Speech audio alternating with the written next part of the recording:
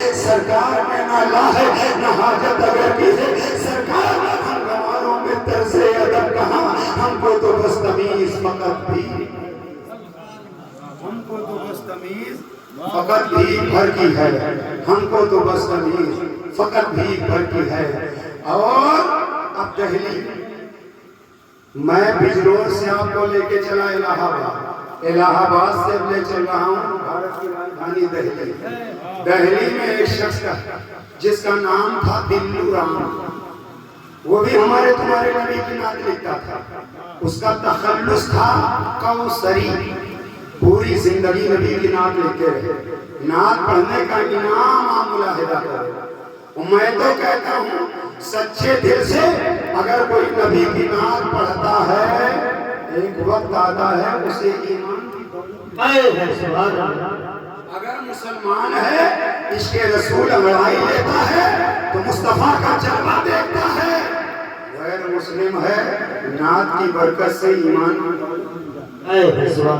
دہلی کے رہنے والے دلو رام پوری زندگی نبی کی نعت لکھتے رہے پڑھتے رہے مسلمان کے جلسے میں جاتے رہے پڑھتے رہے ایک وقت آیا کہ موت اور زندگی کی کشمکش دنیا سے جانے کا وقت ہے نزا کی حالت ہے ایسے میں دلو رام نے اسلام قبول کیا تھا بعض مورخ لکھتے ہیں مگر شہرت نہیں ہو پائی آخری وقت تھا دوست احباب پڑوسی گھر والے سب بیٹھے تھے دلو کے جسم سے روح نہیں نکل رہی تھی آخری وقت تھا دلو نے کہا تم سب میرے گھر سے باہر جاؤ مجھے اکیلا چھوڑ دو کچھ دیر کے بعد دلو کی آنکھ لگی تو دلو نے خواب دیکھا خواب میں مدینے والے سرکار کو دیکھا کیا سبب سبحان اللہ مدینے والے سرکار کو دیکھا اور جب مدینے والے سرکار کو دیکھا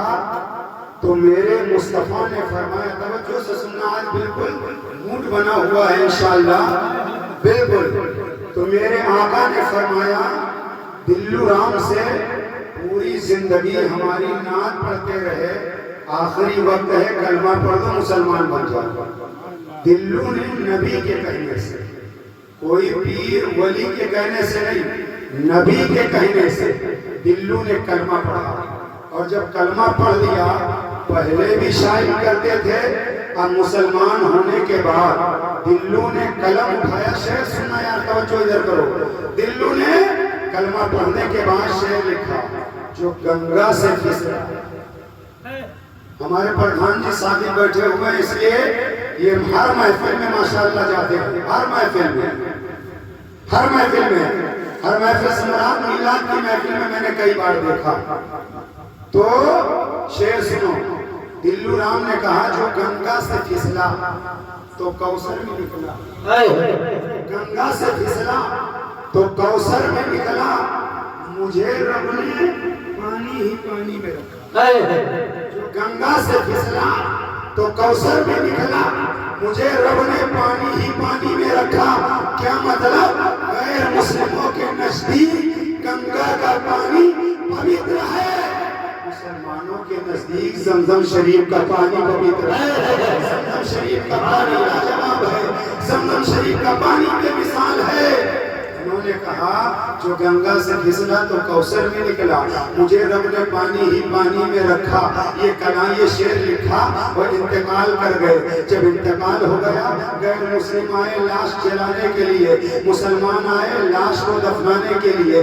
ہندو کہتے تھے ہم لے جائیں گے مسلمان کہتے تھے ہم لے جائیں گے جھگڑا بڑھا پرشاسن تک بات پہنچی فیصلہ یہ کیا گیا دلو مسلمانوں کے حوالے کر دیے جائیں دلو کی لاش کو غیر مسلموں کے حوالے کر دیا گیا غیر مسلم دلو کی لاش کو لے کر چلے اپنے دھرم کے مطابق موٹی موٹی لکڑیوں کو جمع کیا چھوٹی چھوٹی لکڑیوں کو اکٹھا کیا دیسی گھی کو منگا لیا لکڑیوں کو بچھا دیا دلو کی لاش کو لٹا دیا اور دیسی گھی ڈال دیا لکڑیوں سے بند کر دیا اور دیا سلائی لگائی اور جب آگ لگ گئی توجہ جب آگ لگ گئی دہلی کی سرزمین پر رہنے والوں نے دیکھا موٹی موٹی لکڑیاں جل گئی چھوٹی چھوٹی لکڑیاں جل گئی مگر دلو کا جسم جلنا دلو کے جسم کا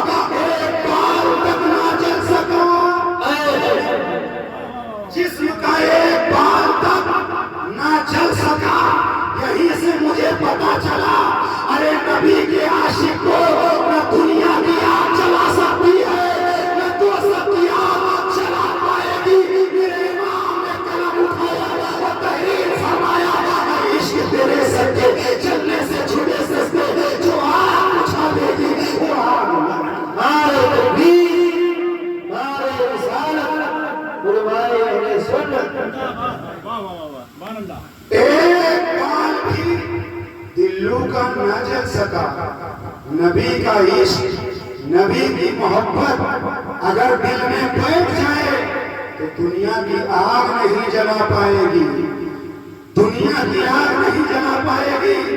اور بات تو باتیں بہت ساری ہیں، ایک بات اور عرض کر دیتا ہوں۔ مینڈک کو آپ نے دیکھا ہے؟ مینڈک دیکھے ہو؟ ارے کوئی عجیبہ چیز تھوڑی پوچھ رہا ہوں یار۔ مینڈک کو دیکھا ہے؟ اور گرگٹ کو بھی دیکھا ہے نا؟ اللہ کے نبی، توجہ سے سننا، ابراہیم علیہ السلام کو جب نمرود بادشاہ نے جلانے کے لیے آگ میں ڈال دیا، مینڈک چلا منہ میں ننھے قطرے لے کر پانی کے آگ بجھانے کے لیے، گرگٹ چلا آگ بھڑکانے کے لیے، حالانکہ آگ اس کے بھڑکانے سے بھڑک نہیں سکتی تھی، مینڈک کے آگ بجھانے سے آگ بجھ نہیں سکتی تھی۔ مینڈک نے نبی سے محبت کیا، گرگٹ نے نبی سے دشمنی کی، عداوت کی۔ میں نے کہا یا رسول اللہ، نبی سے محبت مینڈک نے کیا، مینڈک کو کیا ملا؟ گرگٹ نے نبی سے دشمنی کیا، گرگٹ کو کیا ملا؟ تو مذہب اسلام کے اندر ہمارے اور آپ کے آقا صلی اللہ علیہ وسلم کی سیرت اور مصطفیٰ جان رحمت کا فرمان آپ سنیے۔ میرے آقا نے گرگٹ کو مارنے کی اجازت دی ہے، مینڈک کو مارنے سے منع کیا ہے، مینڈک کو مارنے سے منع کیا ہے۔ ایک موقع پر، ایک مقام پر صحابہ ٹھہرے، اللہ کے نبی نے پڑاؤ ڈالا، قریب میں تالاب تھا، پوری رات ڈر کی آواز آتی رہی۔ صحابہ نے سوچا انہیں ماروں گا، اللہ کے نبی فرماتے خبردار مینڈک کو مت مارنا، یہ اپنی زبان میں اللہ کی تسبیح بیان کرتے ہیں، یہ اللہ کی تسبیح بیان کرتے ہیں۔ مینڈک کو مارنے سے منع کیا گیا، گرگٹ کو مارنے کی اجازت دی گئی۔ آپ نے کیا سمجھا؟ نبی سے جب مینڈک نے محبت کیا تو مینڈک کو مارنا ناجائز قرار دے دیا گیا۔ گرگٹ نے دشمنی کی تو گرگٹ کو مارنے کی اجازت دے دی گئی۔ اچھا یہاں پر ٹھہرو، ایک مینڈک نے آگ بجھانے کی کوشش کی تو اسی کو مارنے سے منع کر دیا جاتا، کہا نہ قیامت تک مینڈک کو مارنا ناجائز قرار دے دیا گیا۔ ایک مینڈک نے محبت کی، پوری برادری بچ گئی، پورا خاندان بچ گیا، پوری نسل بچ گئی۔ ایک گرگٹ نے دشمنی کی، قیامت تک پورا خاندان مارا جائے گا، پوری اس کی فوج ماری جائے گی گرگٹ کی۔ کیا سمجھے؟ ارے محبت رسول کا فائدہ یہ ہے کہ جو نبی سے محبت کرتا ہے وہ دنیا میں بھی بچتا ہے، وہ قبر میں بھی بچتا ہے، میدان قیامت میں بھی بچے گا۔ وہ مصطفیٰ کی محبت کی بنیاد پر حوض کوثر کا جام پیے گا، وہ جنت میں چلا جائے گا۔ وہ نبی کا غدار دنیا میں بھی مارا جائے گا، قبر میں بھی مارا جائے گا، جہنم میں بھی مارا جائے گا۔ جبھی تو کسی شاعر نے کہا تھا کہ دوزخ میں میں تو کیا میرا سایہ نہ جائے گا، کیونکہ رسول پاک سے سجدے سے سر نہ آپ اٹھائیں گے حشر میں، جب تک ہر ایک امتی بخشا نہ جائے گا، جب تک ہر ایک امتی بخشا نہ جائے گا۔ تو نبی کائنات کے لیے نبی بن کر آئے ہیں۔ جو بھی نبی کا کلمہ پڑھ لے، دھرم اس کا پہلے کوئی بھی رہا ہو، مذہب کوئی بھی رہا ہو، اسلام کے اندر سابقہ یعنی پچھلے گناہ معاف کر دیے جاتے ہیں، پچھلا ریکارڈ سب درگزر کر دیا جاتا ہے۔ اگر کوئی غیر اسلام میں داخلہ لے لے، ماضی کا سب معاف کر دیا جاتا۔ ایک بات اور آ رہی ہے ذہن میں سنیے، بغداد کی دھرتی پر ایک نوجوان تھا، اللہ نے بہت مال دیا تھا، بہت دولت دی تھی۔ اگر اللہ دولت دے تو پگلانا نہیں چاہیے، غرور میں آنا نہیں چاہیے، اپنے دل نہیں بھولنا چاہیے۔ جب دل نہیں بھولو گے تو اللہ کی رحمت برستی رہے گی۔ ایک بادشاہ کا نام آپ نے محمود کا نام سنا ہوگا، اس کا ایک غلام تھا ایاس، بہت پیار کرتا تھا۔ ہر پیر کے مرید بہت ہوتے ہیں، کچھ چہیتا ہوتا ہے، استاد کے شاگرد بہت ہوتے ہیں، کوئی بہت زیادہ قریبی ہوتا ہے تو ایاس کو محمود بہت چاہتا تھا، اور جب کوئی کسی کو زیادہ چاہتا ہے تو حاسد پیدا ہو جاتے ہیں، دشمن پیدا ہو جاتے ہیں، لڑانے کی کوشش کرتے ہیں تاکہ بگاڑ پیدا ہو جائے۔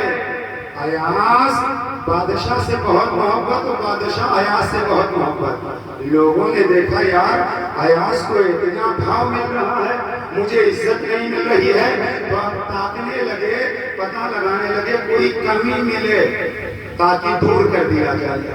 اب حال یہ تھا کہ 24 گھنٹے میں 1 گھنٹے کے لیے ایاس ایک کمرے میں جاتے تھے اور دروازہ اندر سے بند کر لیتے تھے، 1 گھنٹہ کمرے کے اندر رہتے تھے، پھر باہر آتے تھے۔ موقع مل گیا دشمنوں کو، کہنے لگے بادشاہ سلامت، جس پہ تم اتنا بھروسہ کرتے ہو وہ چور ہے، چور۔ کہا ایسا نہیں ہو سکتا، کہا ایسا ہی ہے، روزانہ فلاں کمرے میں جاتا ہے، 1 گھنٹہ وہ اندر کچھ نہ کچھ کرتا ہے، اس کا مطلب یہ ہے جو مال چراتا ہے ٹھکانے لگاتا ہے۔ بادشاہ نے کہا ایسا نہیں، لوگوں نے کہا موقع پہ پکڑوا دیں گے۔ بادشاہ نے کہا ٹھیک ہے۔ دوسرا دن ہوا، ایاس کمرے میں گیا، لوگوں نے کہا بادشاہ سلامت چلو۔ دروازے پر بادشاہ آیا، آواز دی گئی ایاس دروازہ کھولو۔ ایاس نے دروازہ نہیں کھولا۔ بادشاہ نے کہا ایاس دروازہ کھولو۔ ایاس نے کہا دروازہ کھولو۔ ایاس کہنے لگا بادشاہ سلامت، میرے عیب اس میں چھپے ہوئے ہیں، میرے عیب کو ظاہر نہ کیا جائے۔ دشمنوں نے کہا بادشاہ آج پکڑا گیا تو نرم انداز میں بات کر رہا ہے۔ بادشاہ نے کہا دروازہ کھولو۔ دروازہ کھولا گیا، اب ٹٹولا جا رہا ہے بکسا۔ اس زمانے میں جو بھی ساز و سامان رکھنے کے معاملات تھے دیکھے جا رہے، کچھ نہیں ملا۔ ایک پرانا بکسا، 2 تالے لگے ہوئے تھے، کہا گیا اسی میں سب کچھ ہے، تالا کھولا جائے۔ بادشاہ سے ایاس کہہ رہے بادشاہ اس میں میرے عیب چھپے ہیں، اسے نہ کھولا جائے۔ لوگوں نے کہا بادشاہ آج راز فاش ہو جائے گا، اسے ضرور کھولا جائے۔ جب تالا کھولا گیا، اس بکسے کے اندر ہیرے نہیں، جواہرات نہیں، نوٹوں کی گٹی نہیں، اس بکسے کے اندر ایک پھٹی ہوئی ٹوپی، ایک کرتا جو کئی جگہ سے پھٹا ہوا تھا، ایک تہبند جس پہ کئی پیبند لگے ہوئے تھے۔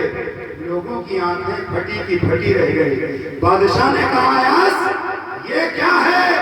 ایاس کہنے لگا حضور بات یہ ہے، پہلے دن جب میں آیا تھا میرے بدن پر یہی کرتا تھا، میرے جسم پر یہی پاجامہ یہی تہبند تھا، میرے سر پر یہی ٹوپی تھی۔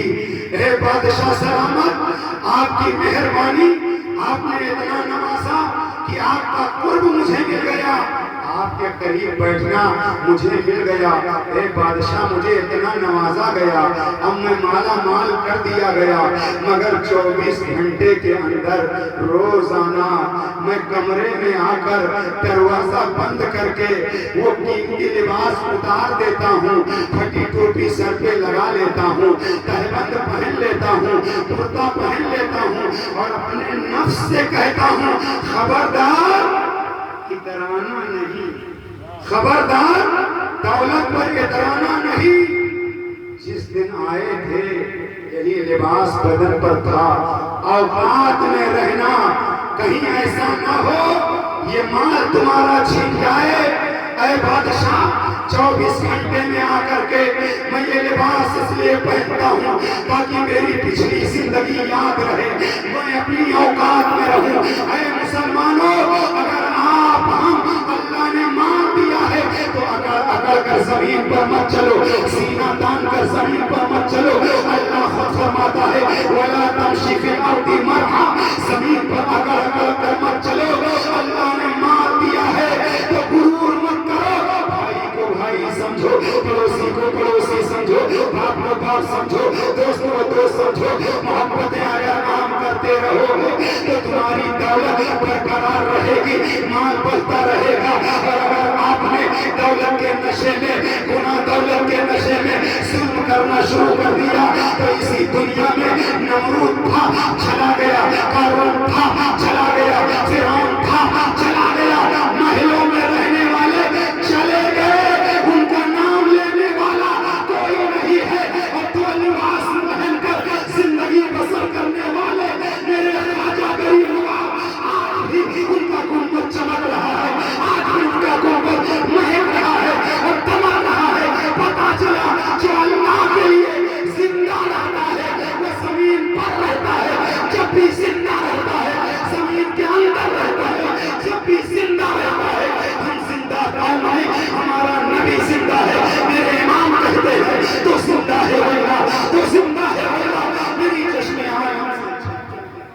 نعرہ